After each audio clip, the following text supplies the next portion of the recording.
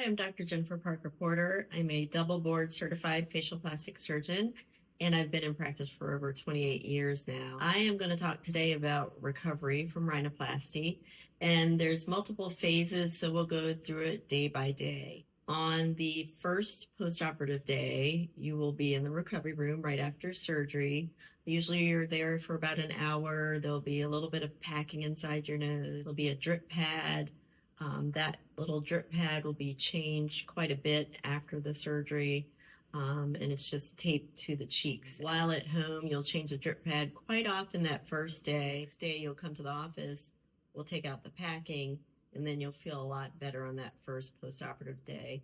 Once the packing comes out, you're able to get air through your nose. Start using the saltwater spray in your nose on a regular basis, 6 times a day for the rest of the week while you're recovering. And during that time, if you wear glasses, you can tape the glasses up to your forehead so they're not resting on the cast, or if you have contacts, you can wear the contacts. You will also want to take sponge baths or take a bath if possible. Do not get in the shower and get the cast wet. That will make it come off a little too soon. If you work from home or can work from home, I would wait at least 48 hours after the surgery to let the anesthesia out of your system.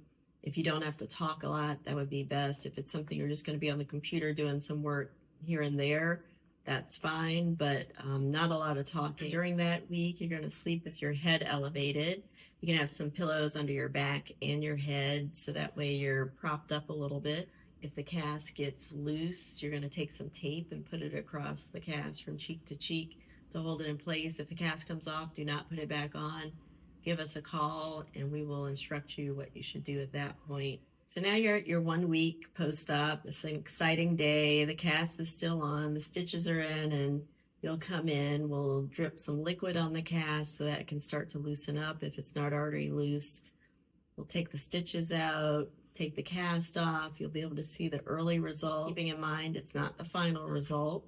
But it'll give you an idea, especially if you had a large hump or if the nostrils were wide, you can see some early signs of healing. If there's a lot of thickness to the skin, or if there's a lot of swelling or the cast was loose prior to coming into the office, you'll typically have your nose taped right after that, and then you will take the tape off when you're ready. And that could be 2 days, 4 days, just depends on what your schedule is like. But it helps a lot with recovery. If you are doing any pressure exercises for the nasal bones, which are these bones right up in here, typically it's holding your fingers like this and then pressing gently on either side of the bone. And I will illustrate that to you while you're in the office. We usually have people take a picture of where their fingers fit on their nose, but it's typically in this area. It's not hard pressure, but it's just gentle pressure. 5 minutes twice a day for 1 week, not for months. But that's all the time that you need for the bones to set. During the first 3 to 4 weeks after surgery, you're at the weak part, you're home, you're starting to get back to usual routine, but you want to stay out of the sun. If you go in the sun, sunscreen, definitely a hat is also much needed. It just helps protect your skin from the sun. Try not to get too overheated in the early phase. If you do, you will notice more swelling, and it'll just take longer for you to recover. It won't ruin the result, but it will definitely set you back. So on that note, from an exercise standpoint, you want to make sure that you don't go full force a week, 2 weeks after. You want to slowly ramp up. And so that way you get to see what your nose looks like with a little bit of swelling and how much exertion it takes to make that swelling. And then from a skincare standpoint, you'll want to use gentle skincare in that first month. Once you get past the first month, we can talk about other skincare needs.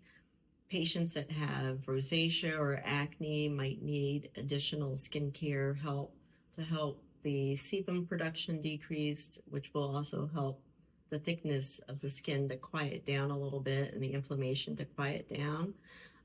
So there's advice that we can give you regarding that. And patients are typically wanting to see a final result at a month out.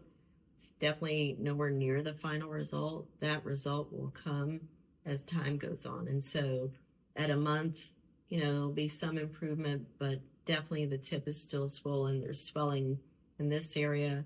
And then as the months go on, it'll get better and better. And it's hard for the patients to see it because you're looking in your mirror every day.